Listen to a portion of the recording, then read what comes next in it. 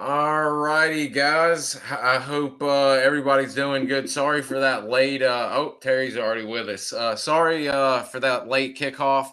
I had gotten the time wrong. That was completely on me. I accidentally did not move the time back for kickoff. So I apologize about that. I hope y'all are still with us and joining us.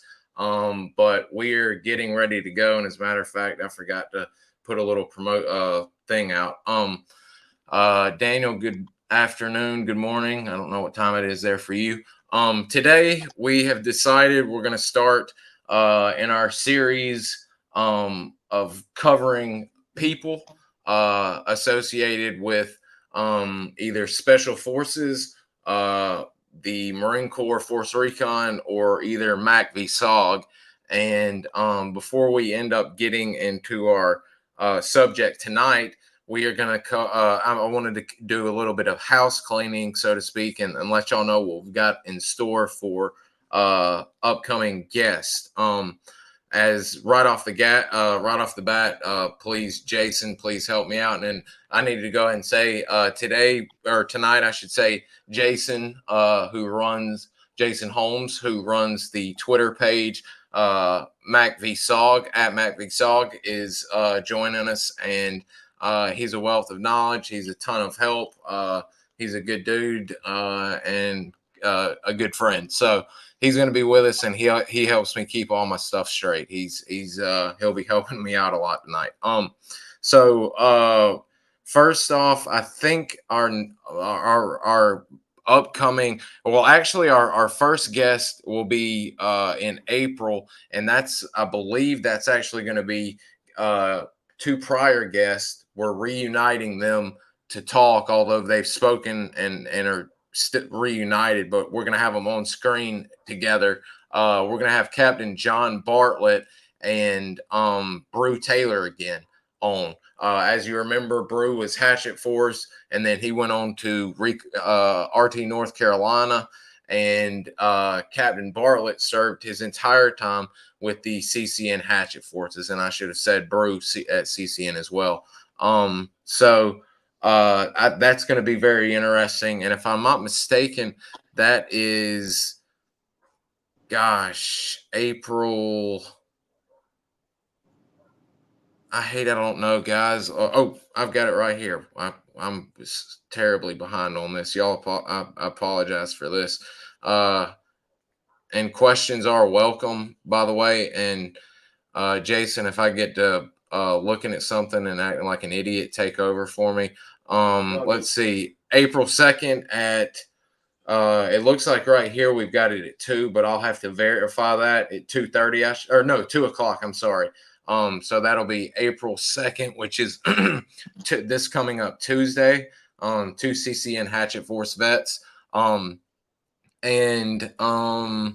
Let's see, April 5th will be the next one that we've got, and that was ad hoc. This one came up today, literally talking from this morning, and it came through at the end of the day, literally before we got started, and Mr. Terry's on here, which is awesome.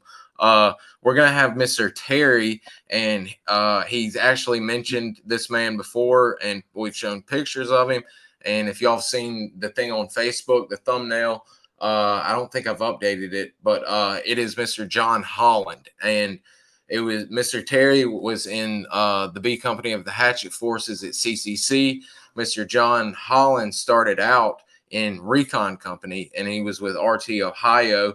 And then I believe he went to RT South Carolina. It could be vice versa, but I believe it is in that order. Or maybe it was South Carolina and then Ohio. It was because he ended up leaving before Michael Karopis was KIA. But nonetheless, he and then he went on to the Hatchet Forces as well, serving with Mr. Terry. So we're gonna have both of them on April 5th at 1 o'clock. That's gonna be great, which is this coming Friday. People have been asking about Mr. Terry for a while. I've been excited and just trying to figure out a good person to get him back with, although we're going to have him back just to have him back alone and solo, quite a bit, but I wanted him to have somebody to come back with, and he kind of set this one up. So I'm very excited for this one. Let's see. Oh, and Jason, as you just reminded me, because it totally slipped my mind. We have part 2 with Mr. John Cronin and it'll be a strictly Rhodesian episode. So those of y'all that are Rhodesia vets, vets, if you are watching, or fans or historians, please watch, because Mr. John Cronin is a Rhodesian light infantry scout, and he is a Selous scout vet. And after that, he went on to get his PhD in, I believe, Middle Eastern studies, and is highly educated, and I believe he's teaching at a college now. But nonetheless, we'll have him for his part 2, and I'm very excited because I've been trying to get into Rhodesia. And Jason, I believe you've been doing that as well, because you share a lot of great Rhodesia photos and information as well. I mean, his part 1 was incredible. If you guys, I mean, if you need enough, if that's not enough to get you there, go watch part 1. I mean, holy shit.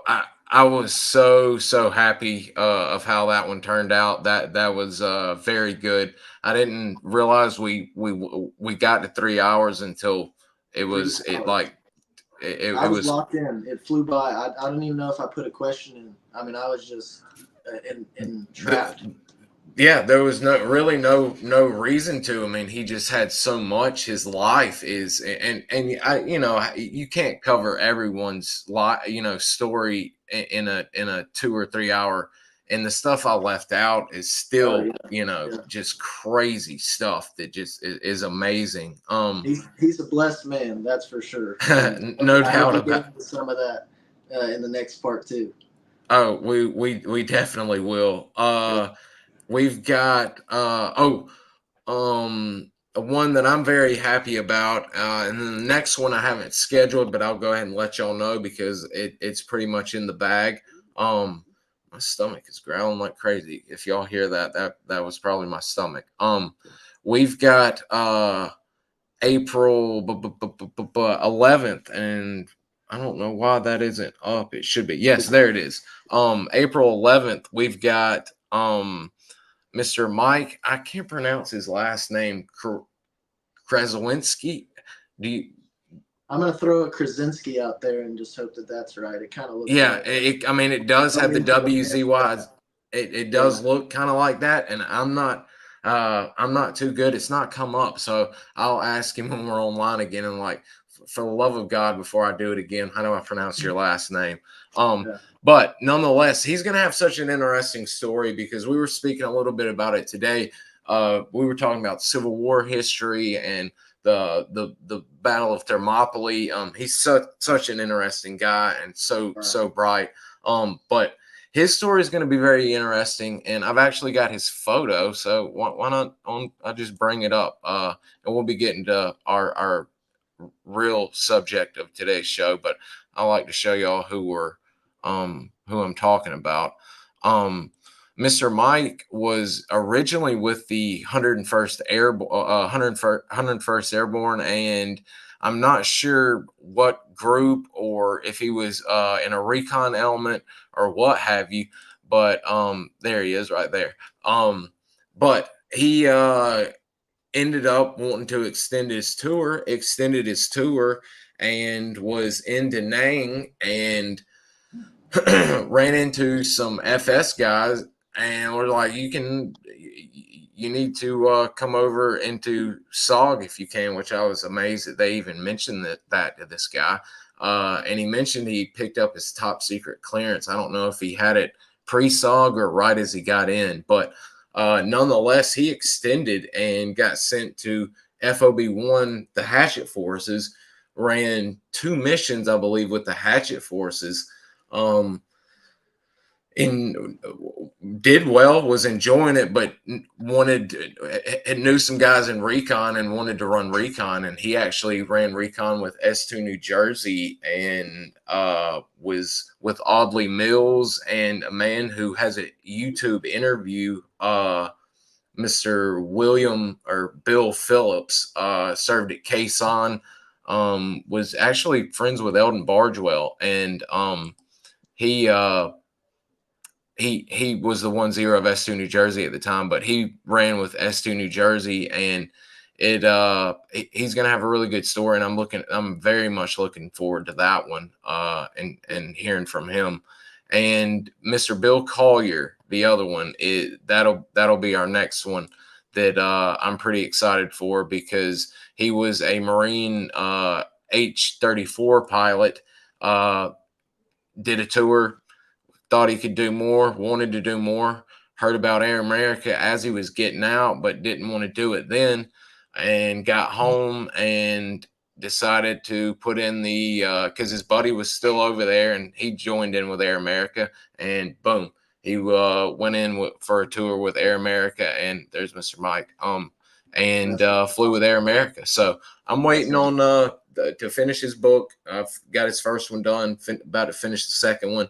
We'll get that one scheduled, and that's what we've got on tap right now as far as guests. And then all along, we're going to be doing people, and I'm going to have Jason be taking polls on Twitter to see what event you guys would like us to cover and who you would like us to cover next. We do have some women we're going to talk about, and today's guest, we're going to be talking about a woman, a very special woman, in especially SF, but SOG most especially. So Jason, would you excuse me guys, I've got a bad frog in my throat because the pollen and stuff's here down south is bad in Alabama.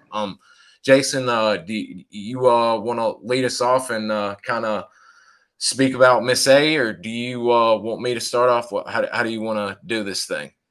Yeah, I got a good one. My favorite story from Miss A altogether. I mean, there's a lot of good ones. You can go to Jocko's podcast and listen to Tilt's story with him and Johnny McIntyre, you know, having to get up there to Miss A and search around the Pentagon, the Puzzle Palace. He does his well, but this one is my favorite that I've read about, and I've only read this guy's name, so I apologize if I mispronounce it, the last name, but Brian Lux.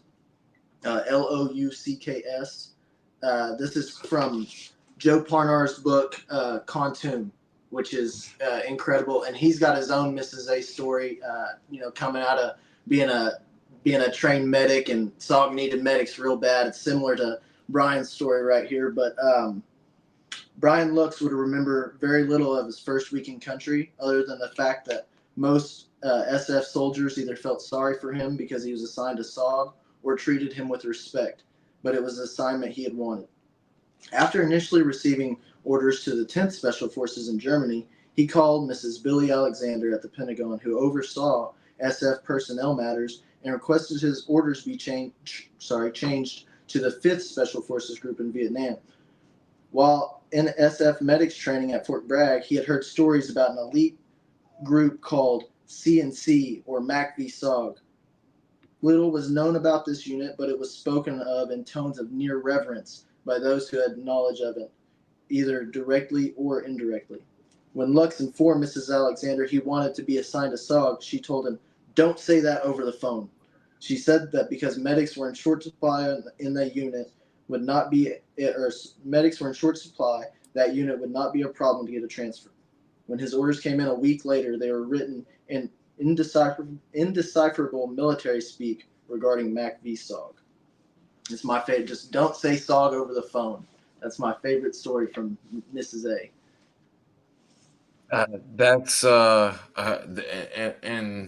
There's several more like that'll come up, but it's wild that you know I've spoke to a few guys that are like Mr. Troy Gilly, who I'm actually trying to get on from CCS, who ran Recon, was a lieutenant, and did a lot of stuff for SOG, and actually worked at headquarters for a while. But he got to know more about Miss Alexander, and it's just amazing how much power she built and nestled herself in to where she could, I mean, you know, a sergeant major, or if I'm not mistaken, one of the guys even said so far as like a fresh lieutenant or a captain was walking around, and a guy was like a spec 4 or something, not even a sergeant or anything, worried, and the guy was getting on him and about to, and Miss A was like, don't you have somewhere to go, Captain, or blah blah blah. I mean, she would get in them and to protect even before they were in SOG. I mean, it's ridiculous. And Mr. Terry's on here, and I think he had a run-in with, not a run-in, that makes it sound bad, but he had his own experience with Miss A. But it's and it's also wild, not only just the power, but the rumor mill that got started to where it's best to show up with oh, there we go, he beat me to it, and how better than to let the someone who was actually there doing it. Hand delivered a dozen roses on behalf of 11 of us. When I found her office, she was off that day, so I never got to meet her, but we got our orders to Vietnam. And Terry, could you let us know how quick those orders came through once Miss A was on the case, so to speak? Because Jason was speaking offline that she got things moving, and she got them done pretty daggum quick. And if I can remember, some of the stuff we'll end up covering story wise about people's run-ins, or her helping some guys from CCS that I know, or have spoken to a few of them, that she didn't mess. Yeah, wow, a week. A week, yeah. And in the military, guys, that's moving. That's moving. And imagine her in 1968, when Terry is graduating. I've got orders, which is crazy, that Terry's on, that Jim Day gave me. I forgot when it was, Terry. I posted the other day in the group when y'all graduated. Was it July of 68 or August of 68? But a lot of big names on that list. And it's just crazy. I mean, literally, you especially for the SF guys, they're finding out if they're wanting to go to Vietnam or in SOG especially. Boom, get it to her, and within a week, you are on the way to Vietnam, and you are on the way to find out which CNC you're going to run Recon. Yeah. No, and Tom Waskovich's story is great, where he's called her a dozen times and can never get a hold of her. Finally sends a bottle of wine and some flowers over, and calls her one more time, and she knows his name. She's like, "Oh, I recognize your name. You really want to go to Vietnam, don't you? You really want to go to Vietnam? All right, I'll do it." And I think that's a week later. Yeah.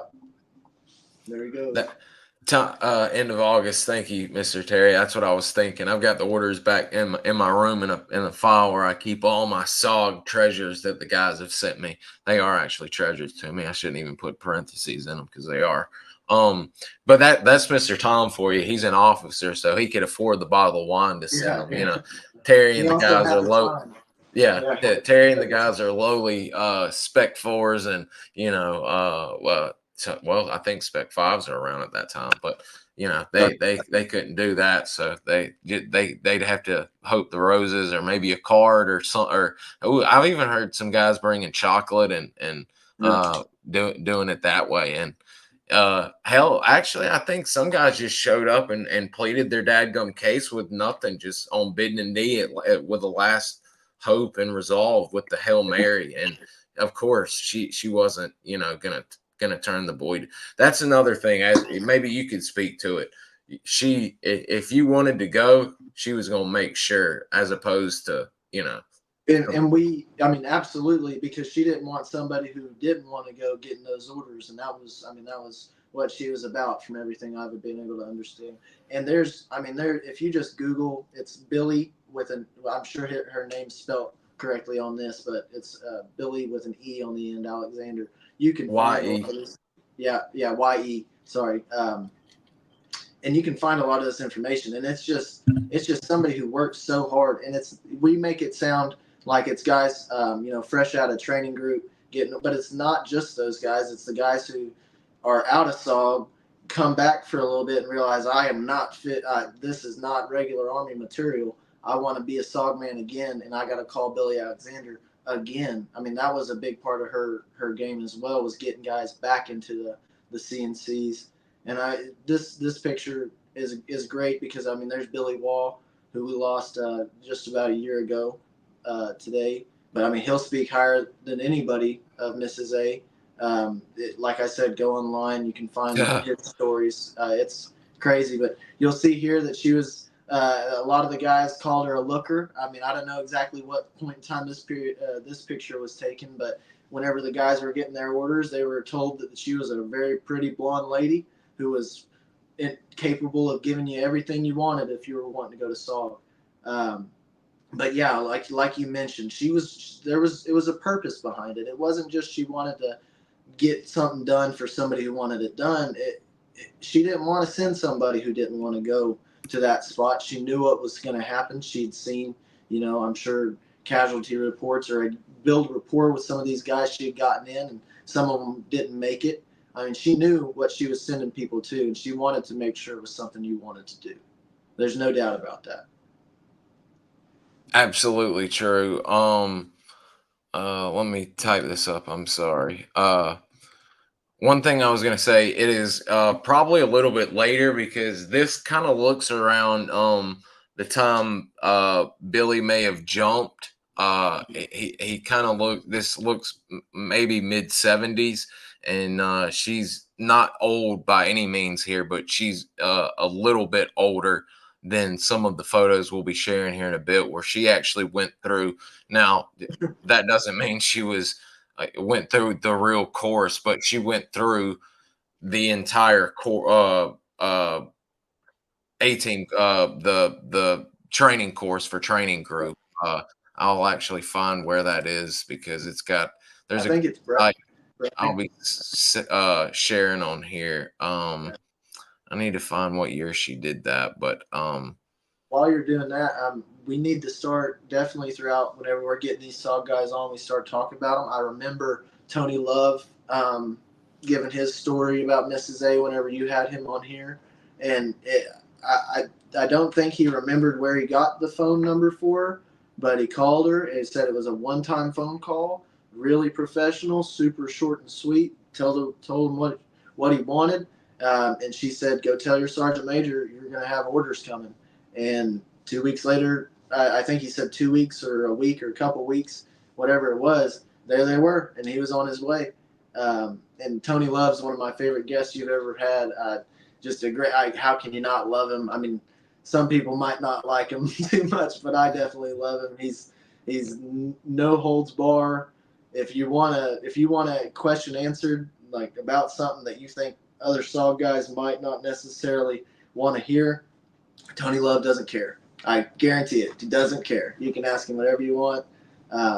Incredible guest, incredible mind. If you've watched The Men Who Stare at Goats, you, believe it or not, know a little bit about Tony Love. If you haven't seen his interviews on here, it's just incredible. So I definitely recommend somebody goes back and watch his interview with you, among any other ones that he's done lately. Yeah, Mr. Tony, absolutely. I was trying to get it. I'm gonna get some photos of Miss Alexander while she's actually at Fort Bragg. I think I've got it. I tweeted some out. If you can't find them, you can go search on that, and they should be up there. Just searching her name with my the @Mac_BSOG. If you can't find them I'm sure you've got them somewhere too. It's there was what was I about to say? Oh, about Billye. I mean, Billye, as you know, while we were having his photo before I brought it down, I mean, heck yeah, he had, as you said, the utmost respect and love for her, because remember, you know, he was I mean, you could almost say he was effectively about to be put on the desk, or he could have been medically retired, considering Bong Son and what he went through when Paris Davis saved his life to earn the Medal of Honor.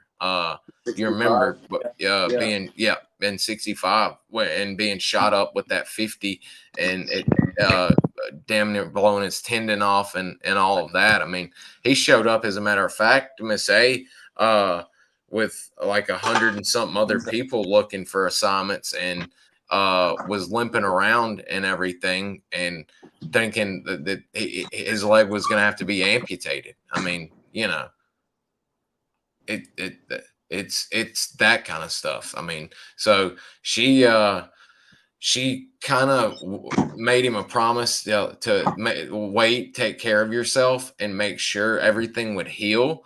And once the cast kind of came off and they actually could tell amputation wasn't going to be needed, it was actually healing, and he could potentially actually walk and probably operate again. I don't operate's a term over our operators overused these days. She cut orders for him to go to SOG. So he absolutely had the utmost and love and respect for her, because she kept it going. When she retired, she was placed by I don't know Miss Wagner, and she was reportedly not as cooperative as Miss A. I can only imagine that new group of SF guys expecting Miss A and finding out either she had retired already or passed away or what have you, and you've got this lady and she immediately gives you the cold shoulder and is like, nah, that's not how things. You're going where you're assigned, and you're gonna like it. Yeah. Oh man, God, I couldn't imagine. Did you have any? We're gonna kind of be all over the place here a little bit with stories and everything. Here she is, as a matter of fact, at Fort Bragg, and that guy always kind of looked like Skip Ettinger to me at first, but it is not him. Got an old. Is that a master sergeant, EA, or command, or sergeant major? First sergeant. First sergeant. Wow. Yeah, and as you can tell here, guys, yeah, she was still pretty suave back in her day, showing up. But I've got one where she's shooting the 16, and she's actually behind the Ma Deuce letting some rounds fly. So I'll share those in a bit. No, that's my favorite. Her on the 50. That's the best. That's the one that somebody needs to make a shirt of that and put like girl power or something. I mean, because that's a bad photo, man. I mean, that is so badass. Did you have anything? I was having trouble. First off, she died at 58, guys. She was very young. She died of cancer, unfortunately. She was living in Maryland. She had retired, of course, from the Department of the Army. She was born in Nashville. She went to business college there in Nashville. I'm not sure what university she went to. But after university, she went to, of course, moved to Washington in 1939 and went to work for the War Department, which it was then known as, there wasn't the DOD, of course. She was in finance first, and then moved over to personnel, and that's where she spent the rest of her life, and that became her career. And when it was the Department of Army was organized in 1947, and the formation of Special Forces, or Green Berets, as the press likes to always throw around instead of Special Forces. In the early 1960s, Ms. Alexander, who worked for the Office of Personnel Operations, became the person responsible for writing transfer orders for Green Berets in accordance with the directives for the Army. So that's a little bit about her as her backstory. But unfortunately, she died in 1981, and she lived in College Park until 1976, moved to left. I don't know how, again, my age, I don't know when she was born. Billye Drake Alexander is 58. She died in 1981. So what would that be? 20? 50 be 31. So 22. 23. 23. That's what I thought when I was looking at my thing right there. Pretty sure it was Smudge. Yeah, that's what I thought it was too. With the star in the middle, and I couldn't tell. Okay, so yeah, wow, 23. And unfortunately, as I said, she passed away from cancer. I was trying to find the part where it specifically said, oh, here we go. Miss A, as she was known, did not just sit behind her desk back in Washington. She actually went to brag and even ran the Special Forces obstacle course one time to see what the young men she were sending to war went through. So, how about that? Yeah. And that's where Whether she some did of it in she did it in those cat-eyed sunglasses. That doesn't really matter or not. She did it. She did it. Oh yeah, and as a matter of fact, let me pull up the Ma Deuce photo real quick while we're here. I can't go on and not have the Ma Deuce photo shown. Let me zoom in a smidge to where it's a little bit better than. That's great stuff right there. Yeah. Yeah. Oh, she's wearing yeah. And the stories that that I've been able to pull from are from books, obviously, or the interviews that we've been able to gather. There's an unaccounted number of SOG who had a direct line or relationship some way with this woman. People who the public will probably never know their names in certain ways, because the history's lost, or it just never. They weren't a very public person or something. There's an uncounted. So most of the people that you're going to hear about, like we told Dale Hanson's name, he's got his book out. Tony Love's been on your interview. Terry's here right now.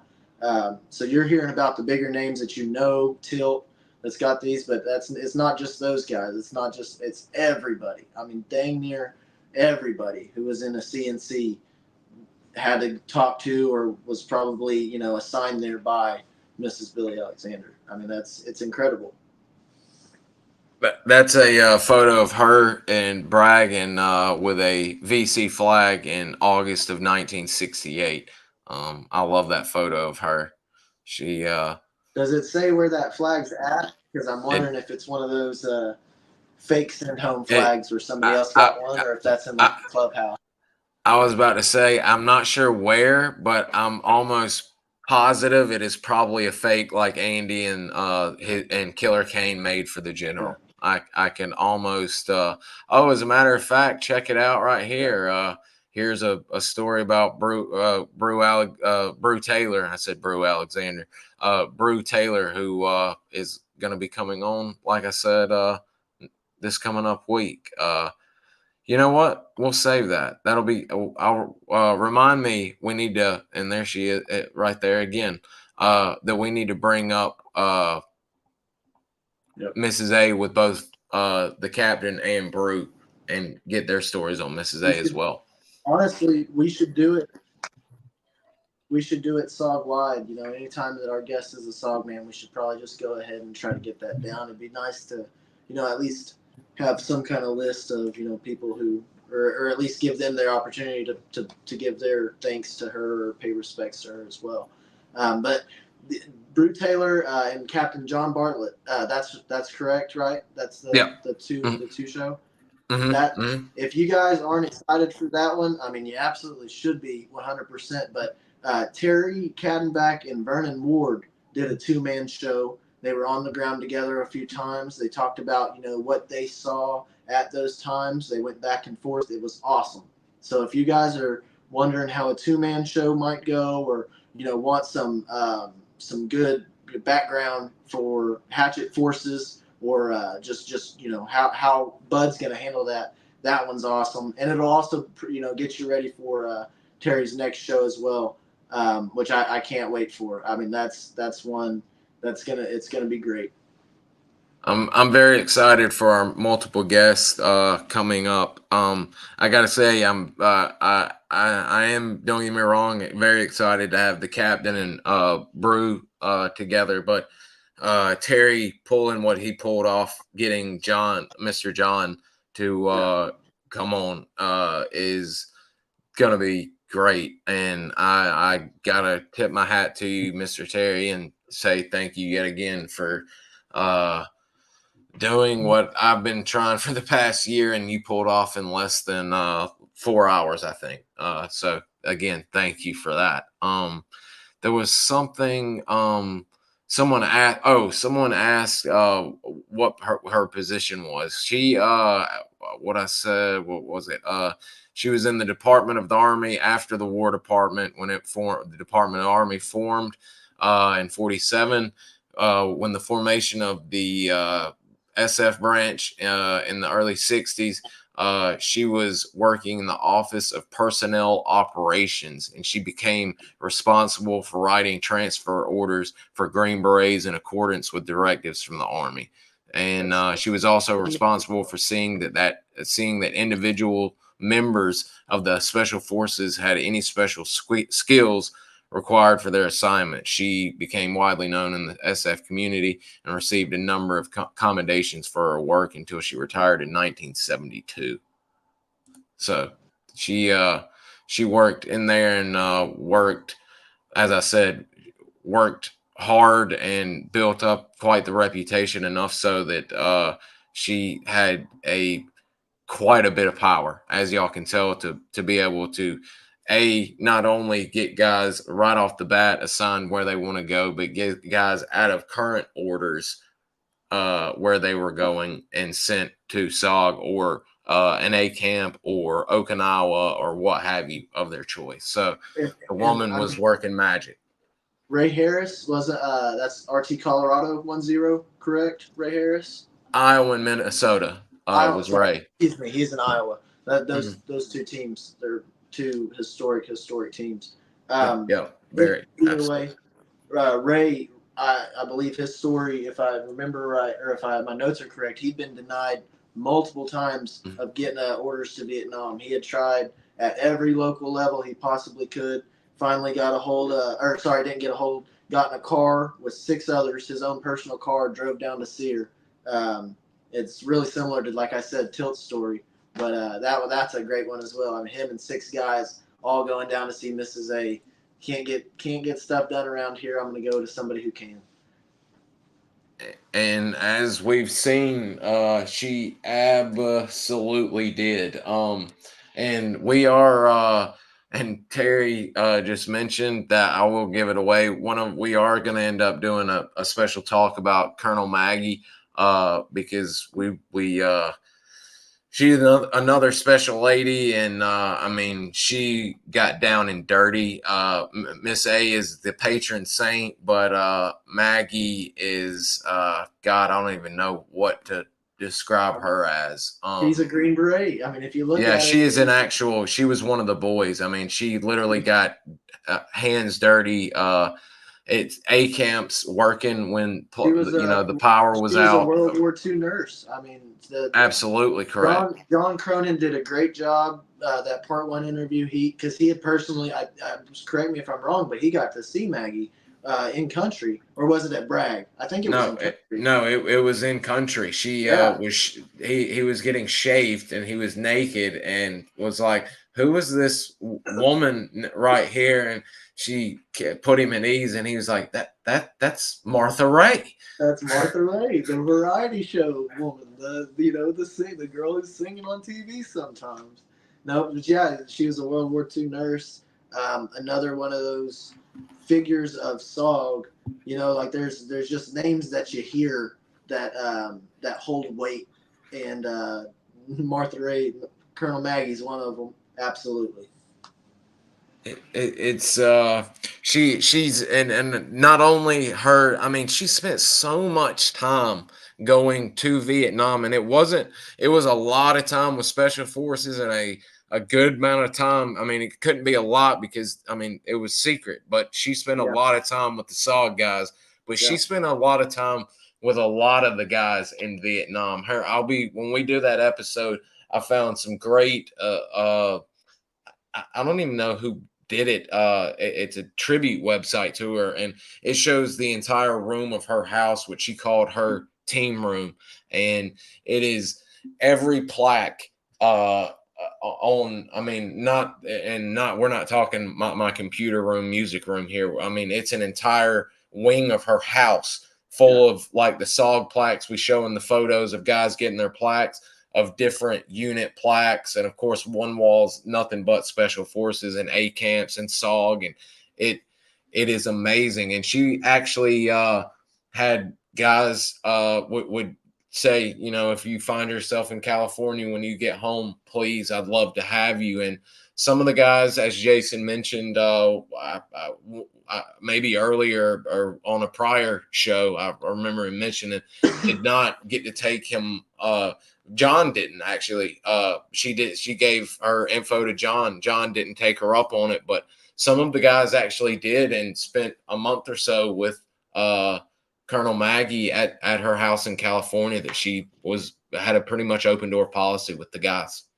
No, she got to know him. I remember a story. I wish I'd have prepared more, but I remember a story that they informed Maggie that one of her favorite Green Berets that she had remembered at a previous time been around had been KIA, and she just started weeping. She's just on the floor weeping with everybody else. I mean, the bonds that the men made, you know, going over the fence and doing all those things, it's indescribable. Things that Bud and I will never be able to write down or be able to explain to people. I mean, it's another level. But there's those patron saints, like Bud said, like Mrs. A and Maggie Ray, and you know, some of the good officers, because there were good officers around the compound, and we hear about them as well, that took care of those guys. You know, they cared about those men just as much as they cared about each other.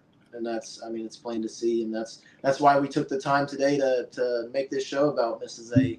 And that's why they all speak of her in such a high regard. You know, respect is earned, not given. And she put years and years into special forces as much as anybody else did. Absolutely. Well put, Jason. Well put. I wanted to clear something up because I'm actually looking, guys, if y'all don't have it, and it's got a few vignettes, chapters to where there's stories, but this is actually like not a cut and dry kind of not boring AAR report, but it's, interviews, kind of like what we do, and it's the missions of CCS, their entire career. I can't show it; I'll get a copyright strike, but I can show the cover. Colonel Lindsay's. It's a phone book, but it is so worth it for information on SOG as a whole, but especially CCS.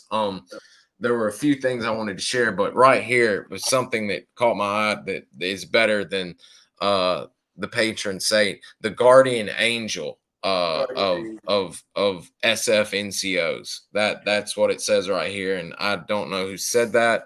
I'm trying to find out. Billye Drake said that, a CCS vet, and that is absolutely wonderful, and couldn't have put that better myself. And I like that. Maggie would be the patron saint. Two things before I let Jason cover some things real quick if he'd like to. Mr. Jim Bolen, there's two things. One, to show how early on, this is 67, how much power Miss A had at the time. Mr. Jim, if y'all don't have his book, by the way, it is a wonderful book. I know it's hard to get right now because it's I think it may be sold out and it's not being reprinted. If you can get it for a reasonable price, please get it. News on that. We are in process right now to potentially have Break Contact Continue Mission reprinted. After Ray Harris came on, the man who writes with Joe Parnar, Bob Dumont, I've been talking to have him and Stephen Moore, who wrote Uncommon Valor and the new Bob Howard bio, which is now available for pre-order. Guys, please do that. I've got mine on pre-order. We're going to have them on. But we've been going back and forth with Ray, me, and Bob has hooked up Ray with the lady at Casemate, or I'll have to make sure. I believe it's Casemate, but the company that publishes Joe's books with Bob, they are very interested in republishing Break Contact and Continue Mission. So it is very likely, guys, if y'all hold out, if y'all do not have that book, I do recommend getting it when it does become available, if you can get it. But it's on online astronomical prices that are just ridiculous. People are robbing SOG fans, and they know they can do it because there's no more right now. So don't do that yet. Hold out. Yeah.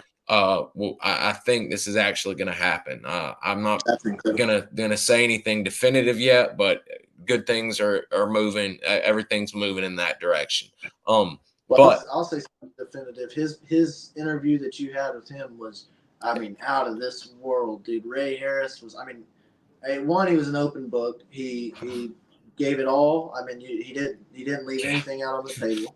But two, he was just, I mean, he was there the whole time. He didn't shy away from a single question. I give my total respect to Ray for his I mean, it was just great. brutally honest. Brutally. I mean, he was self-reflective at times. There's a lot of things about this stuff where, and Bud and I have talked offline about this, where, you know, we do so much research into these things that seem impossible, where we build these men up to be superheroes in our heads, and it's up, and sometimes it's the men themselves who knock Bud and I off that pedestal and remind them that they're humble and that they're just men that were called to do a job, and they did it. And Ray does a great job of explaining all that. His episode interview was one of my favorites that you've ever done, for sure. I was very happy about that one, and was very happy. I had made contact with him a year ago before we did the interview, and had spoke 2 or 3 times at length as I was doing it that time before we started the podcast. And he was then, you know, an absolute open book, and was just wonderful. Said, you know, if you got any questions, just reach out. But unfortunately at that time, he was going in for surgery, as we heard. And it was kind of bad. He didn't lead on it that it was that bad, but it was pretty bad surgery. If y'all watch the interview, he goes into it. I can't remember what all he said, but it was pretty bad. So I wasn't in contact with him for quite some time. And literally one day I called one week and he didn't answer. And he gets a lot of robocalls, as a lot of the guys do. So you either have to make sure they save your number, or when you leave a message, be sure you clearly say who it is and all that. But he recognized my southern draw and thought I said Alabama. So he immediately picked up the second time a week later. And I was very happy to hear from him, and heard that surgery went well, and just shot the shot. And was, you know, since we had some big guests on, Howard Sugar, Cliff Newman, who was on the Mike Force podcast. If y'all haven't heard that, please go listen to that, along with Pat Watkins, as Jason shared a great clip of, with speaking about Jerry Shriver.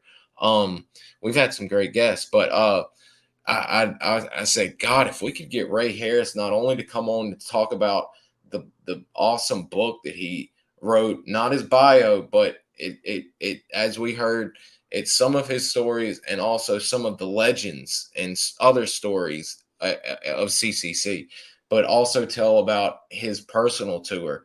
And he, you know, I can't pick a favorite, but that one's up there, because he, as Jason said, he was an open book, and he went all out. As he said, he's, you know, an old man, and, you know, the story's got to be told, and he told his story. And, you know, I mean, and we're saying this, and I don't want to make it sound like he was braggadocious in a way, because he was brutally honest at times, very self-reflective, gave you good insight, as good as you can, into what it was like being a 1-0 or being fresh on a team. Oh yeah, he had a rough go at that first time with that lieutenant. Yeah, I mean, but that's one, but I mean, we could sit here and talk about it. Like you said, Yeah. you've had some great guests on, and I mention this usually whenever I come on, and I'll definitely say it again. My favorite part about some of these guys is the thanks that they give to you, and I'm so thankful for you for starting this channel and doing what you do. There's a lot of other people out there. Heroes behind headlines. He's got a good one out there with Dick Thompson. You mentioned the Mike Force, Jocko podcast. You can't name them all, but there's a lot of people out here. But in my opinion, and I am a little biased because Bud is a good friend of mine, but this is a great place to not only hear a story, but get to know a little bit more on the personal side. Ask your own questions. Nobody's going to judge you. It's a fun place to hang out. If this is your first time you're tuning into one of these, which I'm sure most of the people are tuning in are the regulars, but if there's one or two of you guys, we'll say what's up to everybody whenever the chat starts. We're happy to see each other in there. We're all doing this together. It's a team. It's a unit. Bud does great by himself, and if he wanted to take a week and publish these later, he could, but he gives us our chance to ask our own questions, and that's a great. You don't know how many times somebody that maybe be a first-time viewer asks a question, and it gives us a story nobody's ever heard before. Nobody's ever. That happens almost every episode. So the viewership's really important, as well as just the participation. So thank you to Bud, but also thank you to all you guys who are tuning in. And also you're following the Twitter. It's not as important as these interviews. The Twitter is just a snapshot, a quick view into the life. Come to one of these interviews, buy some of the books that I'm sharing on there, and you'll get to know SOG history. Absolutely. That's a great photo. These guys look like their first group. I was looking at the flash, and it looks like the yellow flash from the first group guys. But there's Miss A looking very nice. While this guy's got a previous tour with the 173rd over there. We've got some master parachutists. Everybody's got a CIB or a expert infantry badge on in this group. Look at those stripes on that sergeant major or that master sergeant. Good Lord. I wanted to read two things before we kind of freestyle. If anybody had some questions or anything. Terry was all the stuff from Maggie's house is now on display at the Bragg. God, I hope in September hopefully I end up getting to go and we can do that secret plan that you've got cooked up, Terry. I would love to see that. If possible, you can take some pictures. If it's possible and I get the green light and I do go, I most definitely will. Mr. Karen, I hope I'm saying that right. I think so with the two R's, hard R. I was given some numbers by a SF soldier who made a call to Miss A in DC. A month later, orders came down to transfer to the 7th SF GP Signal Company on Smoke Bomb Hill. Wow. The 1049 with those special numbers. Wow. That's the 1049. And if I'm not mistaken, we'll hear about that from Mike. And if we remember from Lou, I believe the 1049 is the paperwork for guys to get into SF from a regular unit, shall we say?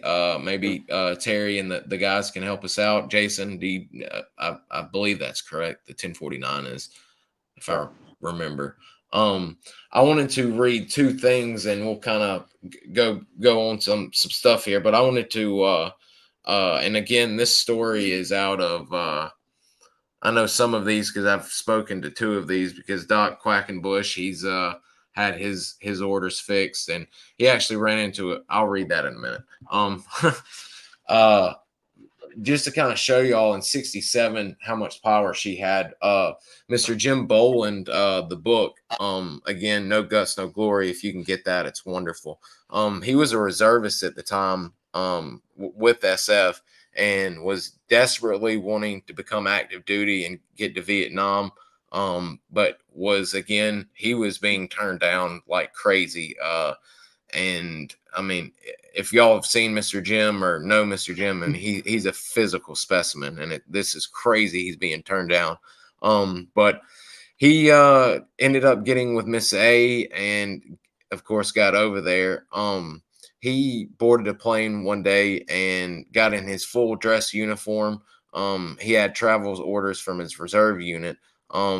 and had his personnel files, and his father actually showed up with him and headed to the Pentagon. And he, of course, being SF, he found his way in and got directions. And he basically put his personnel file on her desk, let her know, of course, she could see he was SF qualified. She looked it over and said, you're more qualified than most of the SF men on active duty that are going over there. And she was like, why are you wanting to go if you're not going? And he explained he felt like he needed to fight. And of course, within I think that very day he left for a little while and then came back and actually had orders that day and went to Fort Knox, Kentucky, got his shots, and was gone to Vietnam within a month. So that was her power already in 67 to get him off reserve duty, active duty, straight to Vietnam to Project Omega, which was the project that would be encapsulated by SOG. And it's crazy what she was.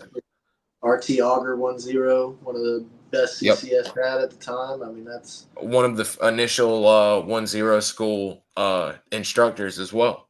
And you're right. I mean, there's multiple pictures from him that you'll find all over the internet, not just Twitter, but I mean anywhere.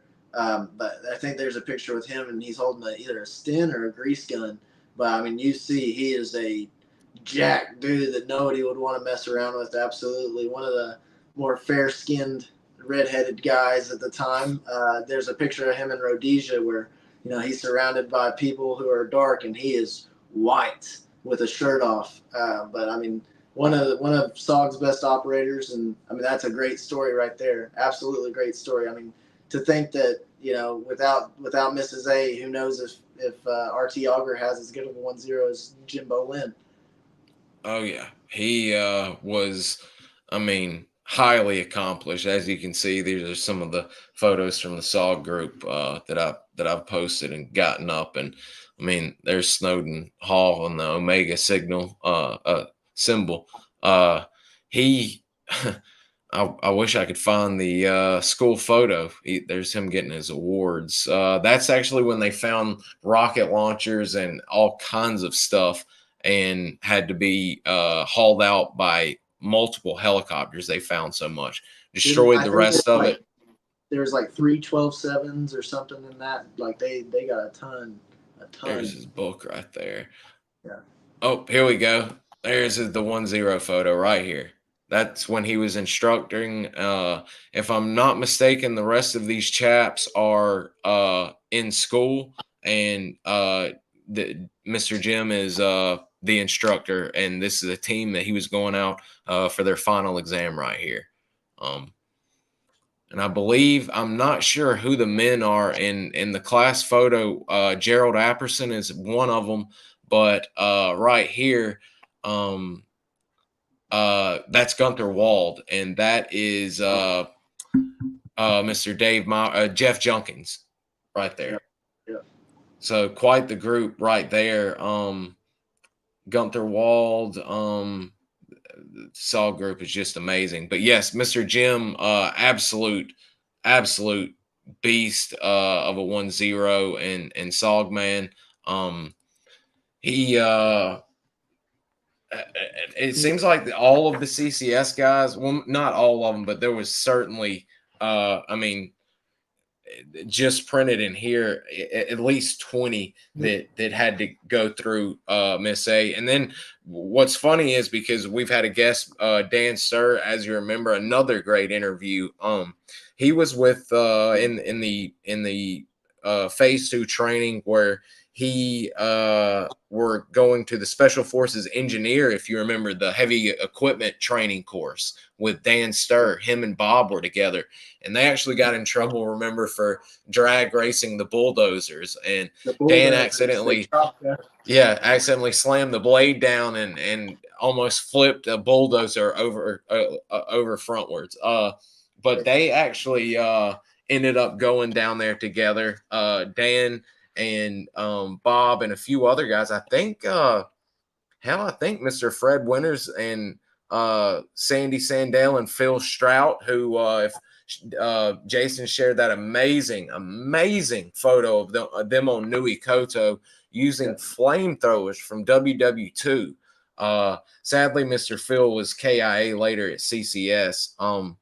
But they all went down and saw Miss A and kind of not ambushed her, but went in one after another while they were supposed to be at Fort Holabird and after the engineer school, and they all ended up getting to CCS. Well, actually, Dan went to CCC, but the rest of the guys, Phil, Larry Wood, Sandy Sandell, Dave Paul, Fred Winters, they all went to CCS and were highly accomplished SOG men. Many of them became 1-0s of CCS teams. Would you like to explain what 1-0 school is, Jason? You're definitely going to be a little bit better off than me. I believe was the first one set up. Would have been Longton? The first one was Cam Duck, actually. Cam Duck, yeah, you're right. That's Pat Watkins and them going over there to Cam Duck. But I mean, really, it's just that it wasn't. You're gonna be a little bit better off than me because I don't know if how much it differed from Recondo school at the time. Like the Force Recon guys were going through as well. And yeah, if you want to fill in the blanks right there, that'd be great. It was basically the more in-depth and classified Recondo school, basically. You were getting an exclusive hands-on education from SOG men that had already done a lot of work in the field. As Daniel said, no, not the same. Recondo was for it could actually Fourth ID sent their alert. Well, all of the units sent their alerts. Infantry or divisional alerts could go. A lot of the SF guys, some SOG guys actually even went to Recondo. But 1-0 school was I've got the curriculum, Jason. I may have sent it to you. I think I've sent the RC Leader Handbook to you, haven't I? Before? Yeah, I need to pull that up while we're talking. I'll end up getting it straight. But it's basically they're going to teach you how to rappel. They're going to teach you to use the radio. They're going to do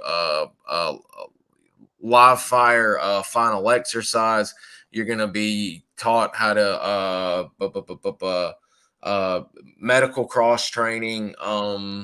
Let's see, how to patrol, literally how to lead a SOG recon team from top to absolute bottom. Condensing it in. Go ahead. Leon Sonnenberg did a great job when you had him on. Leon told us all about 1-0 school. I'm trying to think of who he was the instructor for. I know Robert Castillo was in that group. Billy Lewis. Andre Smith, big names. Yeah, and it was a big group too. Like that one you just showed with Jim Bolen. That was about a 6-man, 5-man, 7-man. Leon's, I want to say he's got a solid 9, maybe 10 guys that he's running through the 1-0 course himself. And they're big names that you're gonna hear from that point on. Like we just mentioned, Andre Smith, the Cuban. Castillo, West Virginia's Billy Lewis, which Bud's also had on here. Leon did a great job. Absolutely. I'm trying to find. I've got them at Longton, but this is where him and Mr. Kirby and Bill Deasy are doing whatchamacallit, airborne training. Let me see here if I've got. They also do airborne. They teach you how to use the McGuire rig, the Stabo rig, and I do have some 1-0 course photos. Actually, I forgot. Troy Gilly sent me some. Hang on one second, guys. Let me find scanned photos. This is Leon. When I'm still looking for Leon's when that photo that you are talking about, but him teaching. But this is Leon's class photo where he was in school, actually, at 1-0. That guy in the middle, Charles Bookout, he was born in my small town of Sarah, Oklahoma, which is population 2,000. Grew up in Oklahoma City. MIA, I want to say 71. Yes. In Laos. Charles Franklin Bookout. But I always just thought that was incredible. My hometown, population 2,000, born there way before, probably moved away. I don't think he's got any family there now. But that was a wild coincidence for me to see, a town that I grew up in that's not even on maps most of the time. Charles Franklin Bookout, MIA Laos, 1971. Wow. And wasn't he with Vermont at the time, or where was? So, yeah. As far as what you'll find mostly when you're looking into him is just the story itself. It's hard to find more specifics, and that's how a lot of this stuff is, which is why the work that you and I do, it's never ending.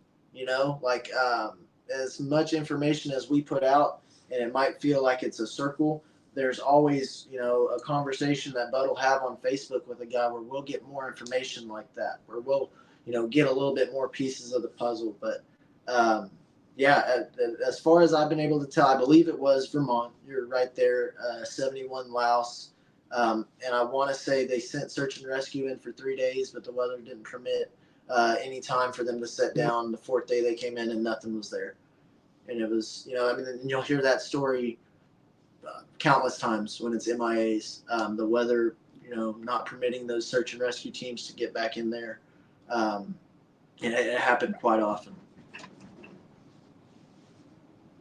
Here, that was a 1-0 class. This is actually these are some pretty important photos right here. This is let me show this. This is actually them 1-0 school right here extracting let's see, 1-0 graduation exercise, Archie Trojan, Troy Gilley, Robert No, George Godwin, and I can't read the other two names, in January of 1970. And Michael Ash, I believe, may have took this photo. I think he was either in the class or was instructing. And then here's another one where they're being extracted on strings for their final exercise. So it Lieutenant Mike Ash, you said, right? Is that who you're talking about right there? Have you forgive me if I'm for not remember, but have you had him on here before? No, he's a private guy and keeps it to just the info he puts in on Facebook. These are actually the yards who participated in the first SOG Halo jump. This is a very special photo right here. These two right here, they were actually Mr. Troy Gilley's Montagnards from RT Plain that jumped with Cliff Newman, Melvin Hill, and Sammy. And as you can see, Wino and I can't pronounce his last name, former teammates on RT Plain, were recruited for the first Halo with Cliff, Melvin, and Sammy. At the time, this picture, they were Halo instructors at Longton. This is in September of 71. So they'd already made the jump, and they were instructors now at Longton for the indigenous.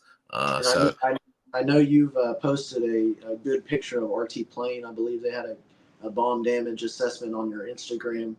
And I think Troy helped you out with, I think you even give the full rundown of the indigenous spot by spot of where they're at. It's a great post of yours on Instagram. Yep, I've got that photo right. These are great photos Troy's let me have. I think one of these are actually in. Yeah, I wish I could zoom in on that. That's a great photo. And CCS was kind of strange, and not only, and there that one of the Montagnards right here, Watiak Bia, he is the one of the yards who jumped, and he made it to Fayetteville, and actually is still alive and living in Fayetteville, which is a awesome story. And I just completely went blank on what I was about to say. Oh, CCS. I'll go get back to Miss A in just a second. And there were some questions, but Mr. Terry's been taking care of it, which I was hoping he would. CCS was kind of strange in the way that they weren't they weren't fond to they weren't real too fond to have a officer run a team, much less run recon, or even and really even on the exploitation forces. They weren't too fond of that. And actually Lieutenant Ash and at that time Lieutenant Gillye became a captain. They fought pretty damn hard to get on a recon team, even if it was strap hanging, which at first that's what it was until they could prove themselves. And both ended up going, were the first officers from CCS to go to 10 school.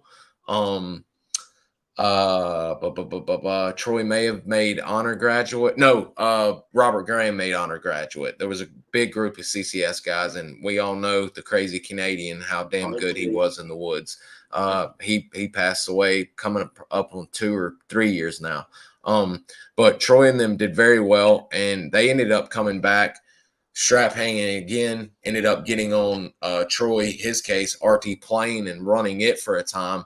Some hairy missions. Sadly, some bright lights to where they actually weren't able to get live people. They had to go on body recoveries, and it was quite terrible.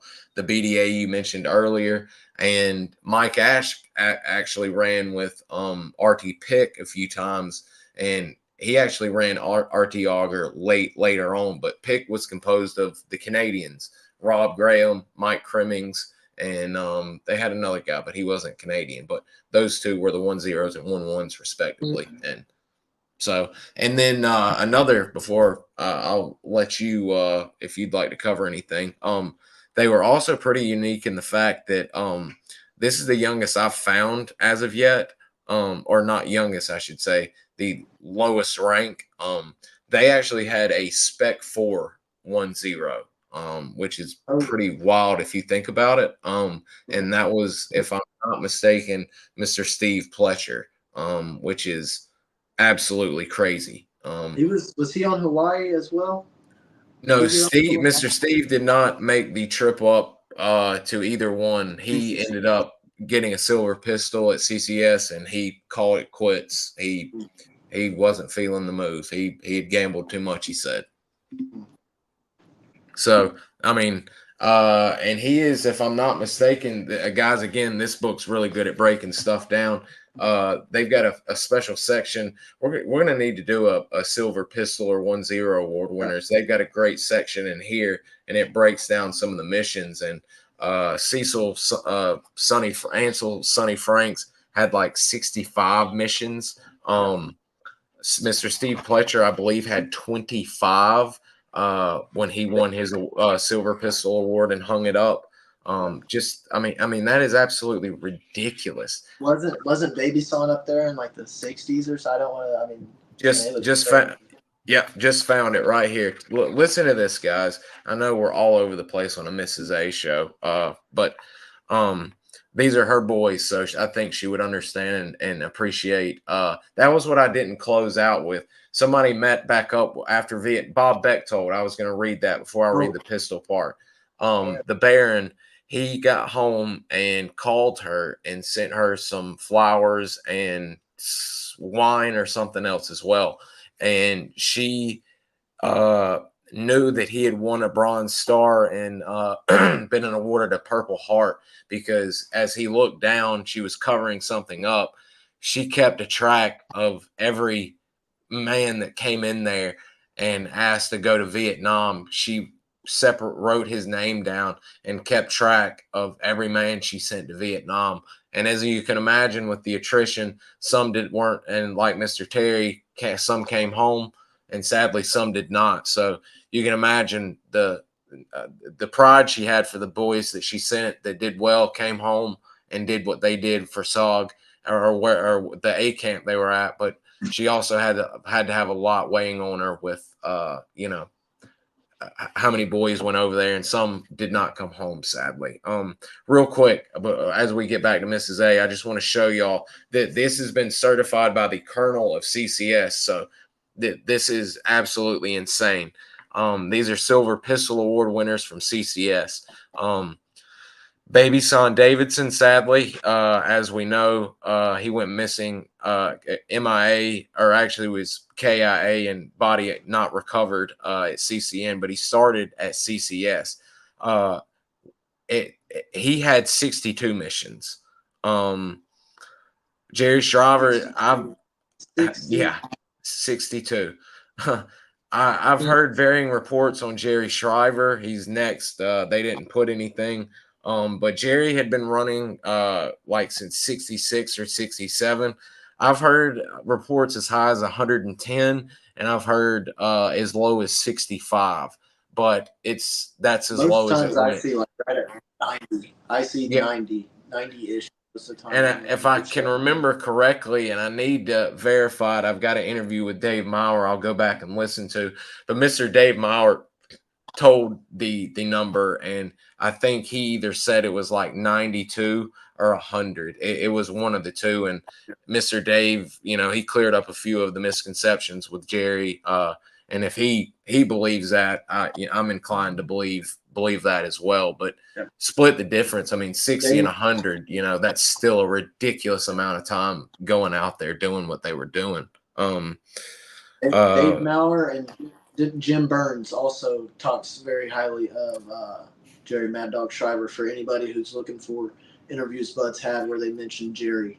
Both of those are Jim Burns. I mean, he had a very special relationship with Jerry Shriver. Absolutely, that he did. And I think we start one of the episodes literally I think the second time we literally start talking about Jerry, and it's he had a great relationship with Jerry, and didn't start too well with Klaus. He and Klaus had to learn to get along with each other. But a great interview. Thank you for reminding me of that and the viewers of that. Again, also though, Cecil Carl, he's labeled as over 50. Sonny Franks, who got Mr. Carl Franquette, who Mr. Nick Brockhausen spoke about, who was at CCS and then went to CCC. He had over 50. And Mr. Steve Pletcher, yes, had over 25 recon missions, along with Robert Graham, Frank Opel. That was the other Canadian I was mixing up.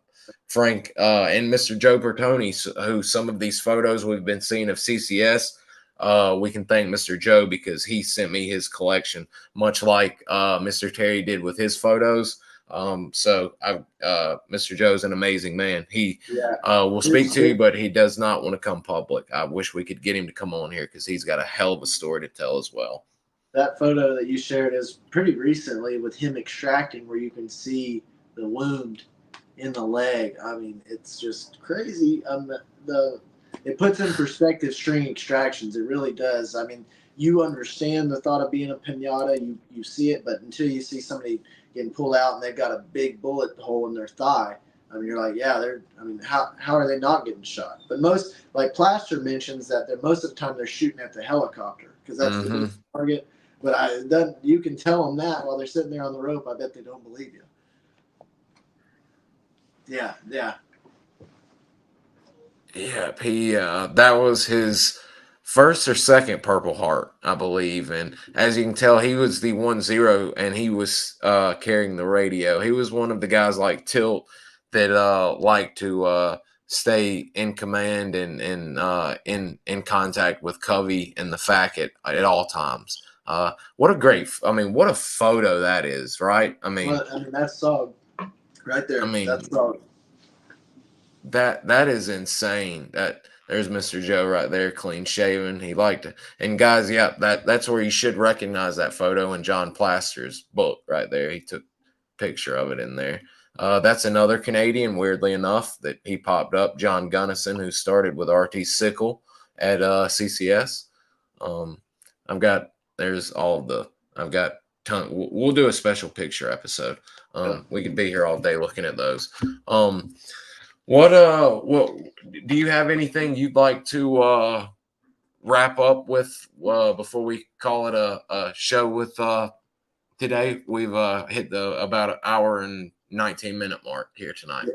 Yeah, I mean, if anybody here follows the Twitter account, you saw that I posted today is National Vietnam Veterans Day. So I know it's a Thank little you for later. sharing that. I forgot to mention that right off the bat. Thank you for mentioning that. It's a little later in the day, but some of these guys like Terry that are still young at heart, they're going to be awake. So make sure you let somebody know that you appreciate their service. My uncle. I had two uncles who were in Vietnam. Sadly, both of them are now passed away. I had my uncle Teddy Murky was with the 25th, and Kenny was with the Navy. And as I put on Twitter, Kenny's funeral's tomorrow, and it's sad for us, but he lived a full life. He was the oldest of 9. Ford went before him, so he was ready to go. But it's just it's a reality of the situation that Bud and I and all of us who love this history are in, is that it's living history until it's not. Um, all of these speculations and things that will come when these men are gone, Bud and I are trying to dampen that down as much as possible with these interviews, with the stories that we share. We'll be in a sense, we'll be in charge of making sure things are kept straight. And everybody who's watching this right now, you're involved with that. Absolutely. You are all, anybody who's watching this or watches this later on, you're involved in making sure that this history stays the way it's supposed to be. And like I said, it's living history right now until it's not. So just pay attention to that. Tell a Vietnam vet you appreciate them. And once again, Bud, I appreciate you for giving us this chance, giving us the opportunity to tell the stories, even if it is secondhand, through conversations that you've had or you've heard or I've had or I've heard. We're just two guys who are on fire for the history. And so thank you, Bud, and thank you to all the Vietnam veterans out there. Thank you, Terry. Thank you very much for what you've done for our country. Thank you all. I couldn't have put that any better. I miss my dad. I wish I could tell him Happy Vietnam Veterans Day. I know he's hopefully looking down and proud at what we're doing and sharing these stories. I can't imagine Mr. Terry's mother having Mr. Terry's brother being a Marine and then Mr. Terry being Special Forces. No wonder Mr. Terry she is. She was. I can't imagine. Can't imagine. Yeah, Robert, you're absolutely correct. Had to be insanely hard. And no, I can't imagine prepping. And as a matter of fact, before we close that, I know I'll get on a tangent. One of the most accomplished 1-0s and the most highly respected men in SOG and CCC that you could ask anybody about. I think Terry probably was around when he was there, or maybe when he just got there. Gosh, why am I forgetting his name from RT West Virginia, Mr. Ronnie Knight? No, Ronnie Knight. Yeah, it is Mr. Ronnie Knight. I posted a photo the other day of the LZ and guys walking crossing Highway 114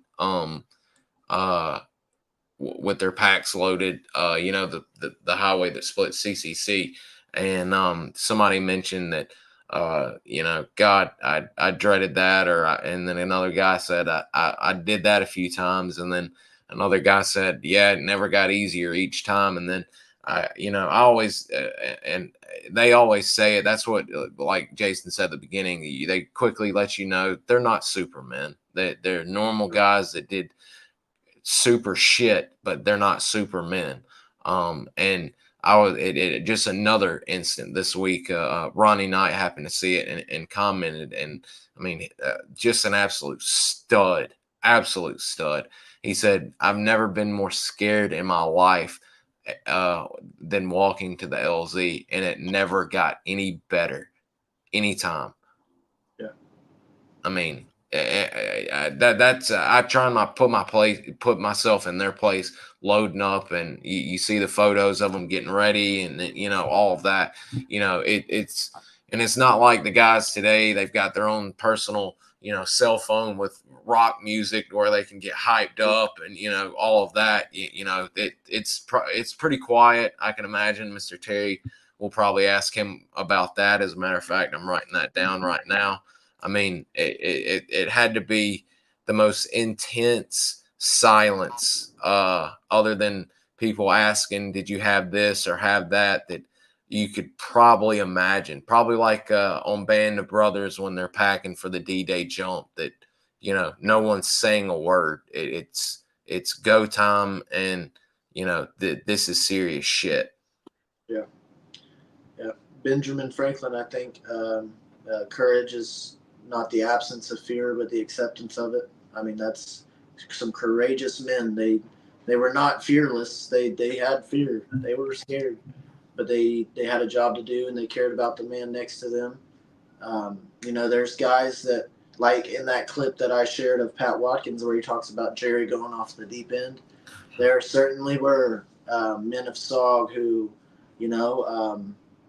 treated life maybe a little bit more on the edge than others, but at the end you of were the going to talk about Mr. DeLuca, weren't you? I know we were going to close, but were you? Tony DeLuca. I mean, he very well known throughout the SF community. I think when we mentioned him last time, Dick Gross's son had a story about DeLuca as well, where they had met up at some point in time. But he was who gave Dale Hansen. He was who gave Dale Hansen Mrs. A's phone number. It was Tony DeLuca, and he is famous for being MIA while also AWOL, looking for some prisoners of war, U.S. prisoners of war. He was said to have had bags of gold and jewelry and all sorts of stuff that he was going to make trades for these POWs. There's a lot of speculation. The highest agreed upon as far as what the speculation of his death was, it was simple robbery. Somebody saw him, figured out he had a bunch of gold, and killed him and took the gold. And he did. He had a lot of gold. And he had tried to recruit a few other people into going along with it, and everybody else knew how crazy it was. And but I mean, he's one of those names that if you mention most of those men who are around remember, and they don't remember everything, but they usually remember DeLuca. He's absolutely. I mean, if I'm not mistaken, Lightning, Mr. Fred, Captain Wonderlick, and Captain Butler, actually, and Captain Mike Taylor, actually received got his body at NKP to send back to Vietnam to be able to get back home. And they said it was a very, very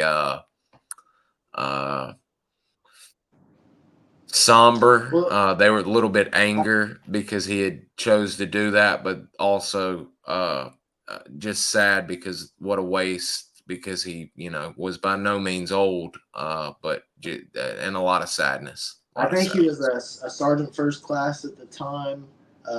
Definitely had his time in. And there's more stories out there like that of men who went searching for POWs. And I think that's a big reason why it resonates with the men as well, is because, I mean, I'm sure the majority, if not all of them, believe that there were POWs left behind. I know I do. I know you do. That gets brought up, and while before we close, I did want to say also about that. A lot of people don't know it. I didn't know it until recently, but Mr. Fred Zabitowski spent the rest of his life pursuing that. He wholeheartedly believed that men were left, that men were still in prison there. He definitely knew men's bodies were there. And he spent the last of his life, the entire last of his life, building contacts and what. Yeah, and wasn't going to go in and try. No. He was getting people to spend money. He was organizing events. He was getting people together. He was connecting.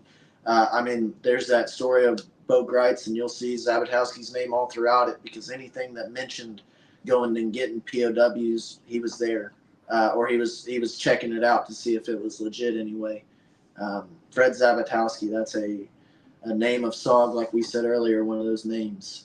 There's a lot of them, but he's up there on. That's going to be an event when we cover an event. Absolutely. His Medal of Honor event. We're going to have to cover that because that his Medal of Honor event stories that we've heard. Like Pat Watkins has shared a lot of good Fred stories. Like we'll really do Fred right, and I absolutely want to, because I mean his Medal of Honor citations out there to read. There's videos and stories of people talking about it.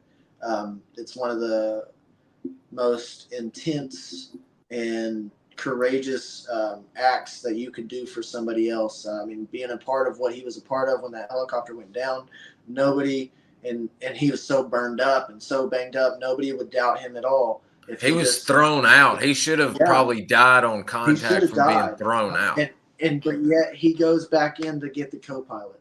I mean, the fact that he was able to get enough wherewithal in himself to make those decisions and to face the burning, even after he was already burnt so bad, getting burned worse.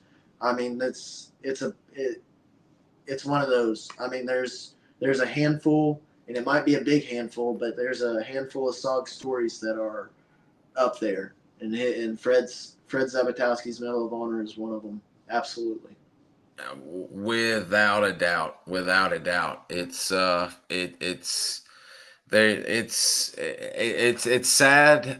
It's getting better. Jason, yes, I'm working on the Ravens. We're gonna have Air America guys on. It's sad, but it is getting better. That there's such a growing what's the way to describe it? It's not quite a huge enthusiastic, but it seems like the people that matter, that actually care about history, it seems like there's a new interest in SOG, and especially the living members of SOG, which is really special, because they're like our like the WW2 vets were, when Mr. Terry and them were in the 1980s or whatever. They were old, but they were still here, and you were able to talk to them. And it's every day we're losing them. I mean, literally every day we're losing a Vietnam vet, multiple. And we're at a time in this country where just the average person, I talk about this with my friends a lot. Our age of people growing up, we were impacted by Vietnam vets, whether we knew it or not. I mean, it's just how it went. And I feel like I'm shaped a lot having them in my family, and coaches that have been in my life that were Vietnam veterans as well. And there's a tangible thing about them that's different than the rest of people their age. And like I said earlier, my uncle Kenny's funeral's tomorrow. That's something we're losing. And if we want those ideals and those things that have made our country great, and made the men in our country great to survive, this history has to survive. These stories have to survive. And that's why it's so important. I don't want to keep beating the same drum, but that's why it's so important for you guys who watch to share, to talk about this with your friends. Let other people know, get more people into the fold. Do what you can, even if it's something small. I mean, what I do on Twitter feels like nothing compared to what Bud does, and what Bud does feels like nothing compared to what Jason Hart. There's levels to it, but just do what you can. Do what you can, and it's always going to be enough. I mean, especially in this type of thing, you're doing more than anybody else if you're doing something. I forgot who it was, Plato, or who is it? Euclides. A man's not forgotten until his name stopped being spoken. That's what we're here doing. They're not gone until they're forgotten about, and we're not going to be forgetting. As the son of a Vietnam vet, and you with family members as well being veterans, definitely not going to let them be forgotten, and we're not going to let their memory, once they're gone and they're not here to defend themselves, be denigrated by society that seems to be changing more and more every day. Not to get on that, but so Jason is gonna here in the coming weeks, days. We've got a pretty active next 2 weeks. He's going to be putting out a poll. I'll definitely be sharing it as well. And if anybody wants to contact me, that even if you vote, or you can contact me as well, to let us know who you would like us to talk about, or who you'd like to have a community talk about. What incident? Jason, what do you think about maybe starting with strictly SOG, considering we've got so much SOG stuff to talk about? And maybe if there's a SF event or a Mike Force event or what have you, we might can branch off that, but maybe we keep it strictly SOG for the time being, event wise.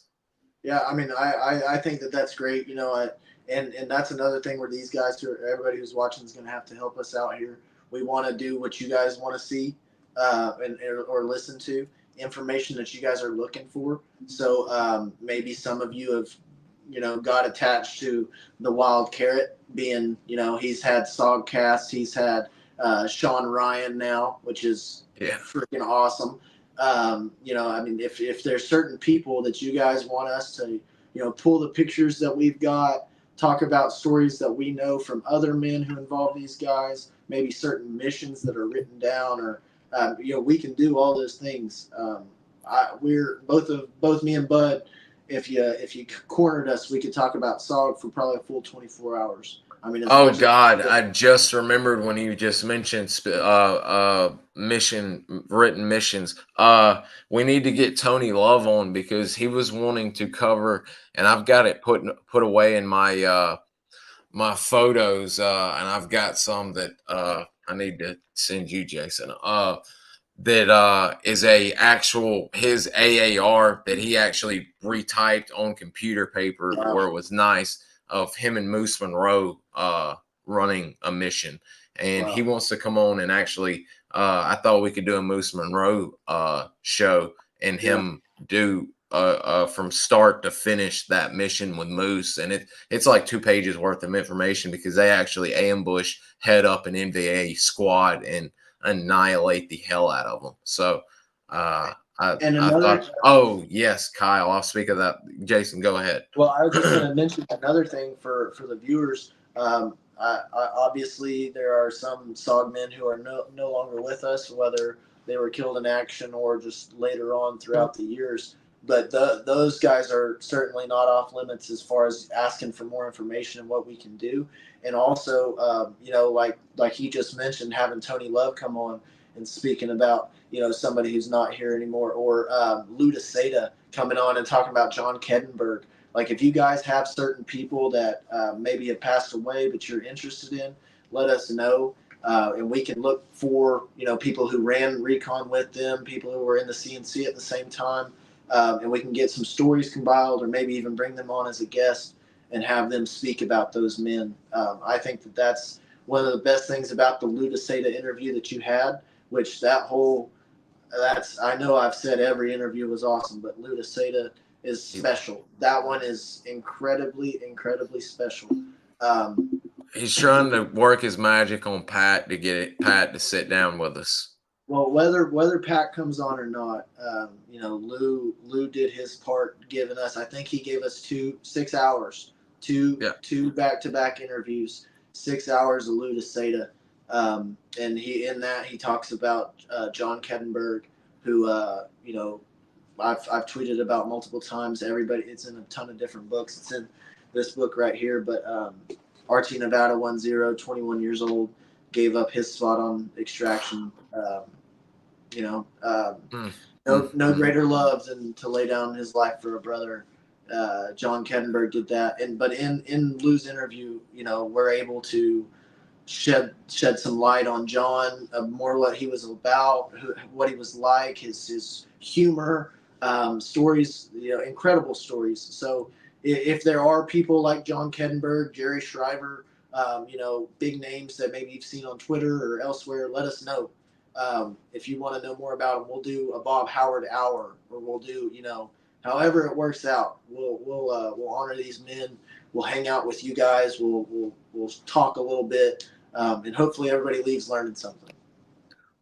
Hell yeah, absolutely. And Kyle actually just brought up something, and I actually found it. I'd been searching for weeks because my iPhone is full of stuff that I've saved to favorites. And we'll close on this, but I have got something, and Jason, I told you about this last week. And I need to save that area. But I'll show y'all real quick. I've got a Google Earth or Google Maps that someone has made with every A camp, the Google Maps, every A camp, every site, their location, and some pictures or videos. They've got a little album down here. This is insane. Nakam Phenom, I don't know who did this, but it is ridiculous. They've got the Hill 7, those are the Hill fights the Marines did. They've got Khantoum on here. They've got Bob Howard's Medal of Honor site, Lieutenant Colonel Hal Moore, Iadrang Valley, and a write-up. It is Plagerang. That's where Jerry Shriver ran quite a few recon missions. But I mean, how crazy is this? Quinn Yan. This type of stuff. I mean, I obviously I'm not trying to take credit for this. Whoever did this is incredible. But this type of stuff is really all I want to do. If Bud knows and I know, if you've ever done research on SOG, if you were trying to find every one of these little individual spots, you would be hours and hours and hours and hours looking through maps and trying to point it out yourself. Somebody took probably weeks, maybe. I mean, oh God, no, months. I mean, this is an incredible. They took what would have taken the regular person hours and days and weeks and months to figure out. They've compiled it into this one map, and that's kind of, that's what Bud does. That's what I do.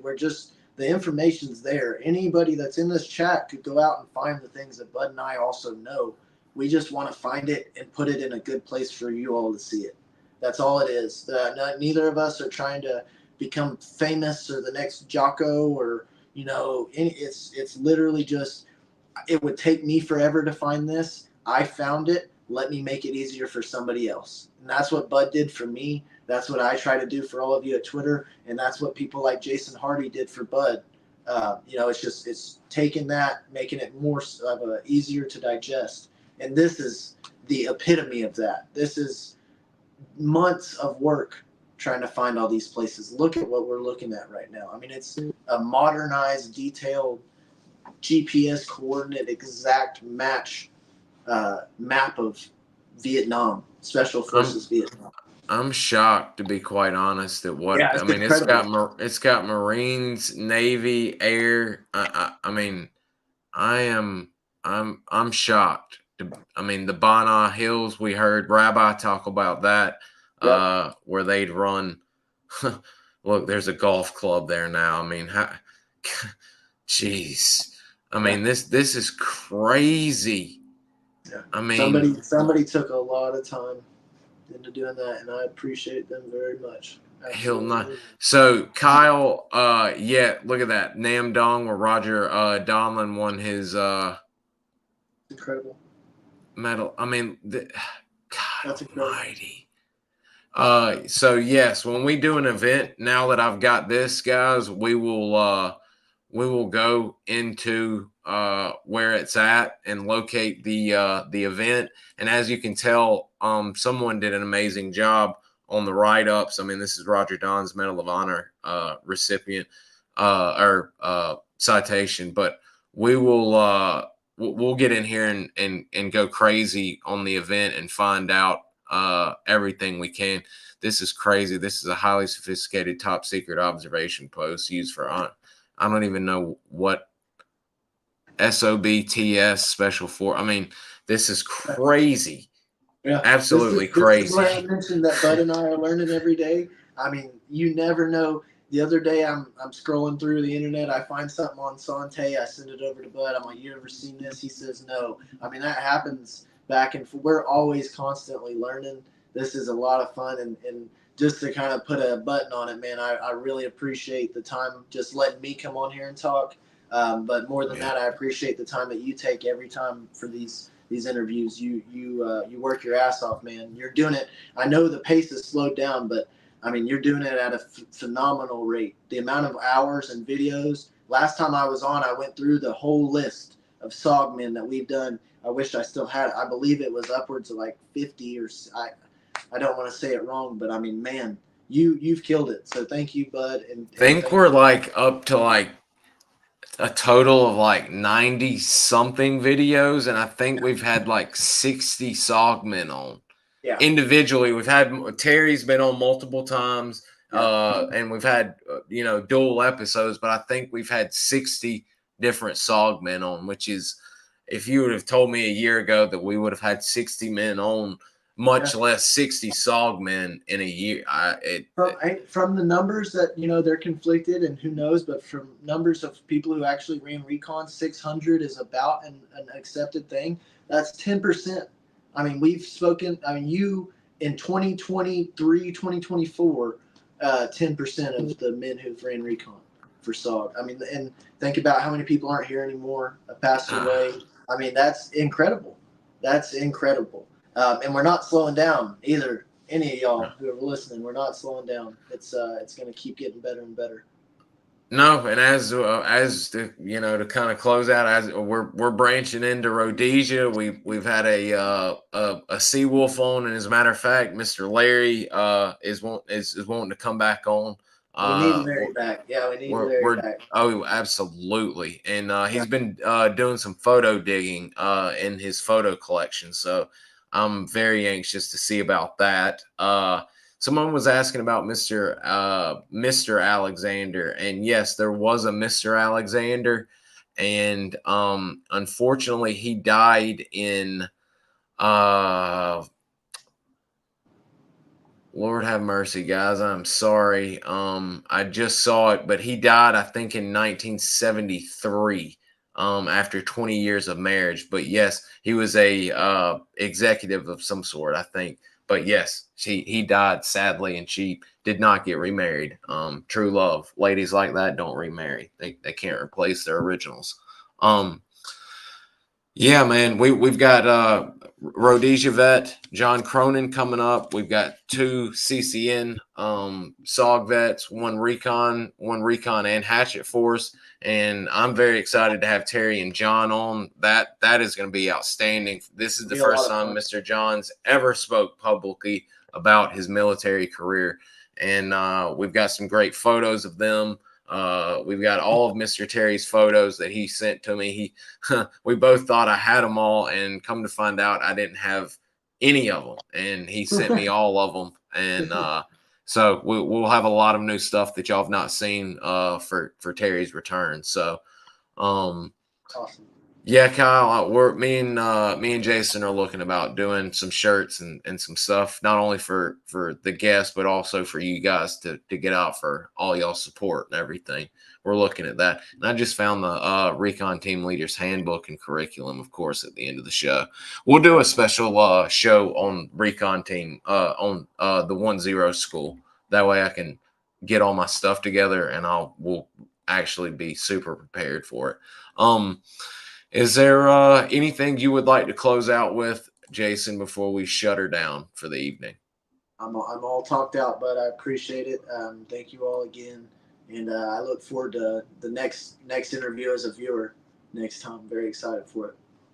We've definitely got a big week coming up, and I appreciate all your support coming on here, coming on and sharing, coming on and helping me out, speak about these amazing people. And also being such a huge advocate and helper with the veterans, getting the SOG's got a request to get the Congressional Gold Medal. You're getting the word out about that, helping me as much as you do, not only on Twitter, but as you just mentioned, researching all you do to help out the show, help me out, and to learn for yourself as well. I mean, come on. I can't thank you enough for that. And I can't thank all the viewers and all of you guys that asked questions that have been watching today. I mean, y'all are great. And I mean, I can remember when it was just, you know, like 5 or 6 of us in the chat watching, and, you know, and still having fun as hell. And it just was growing from there. So I thank y'all for having an interest in the men and being able to put up with me, and it means a lot. So without anything else, Jason, I'll be in touch as usual, and we'll be ready for next week. We got a big week planned, so looking forward to it. I will see you guys later. I'm gonna go grab a bite to eat. Y'all have a good night. See ya.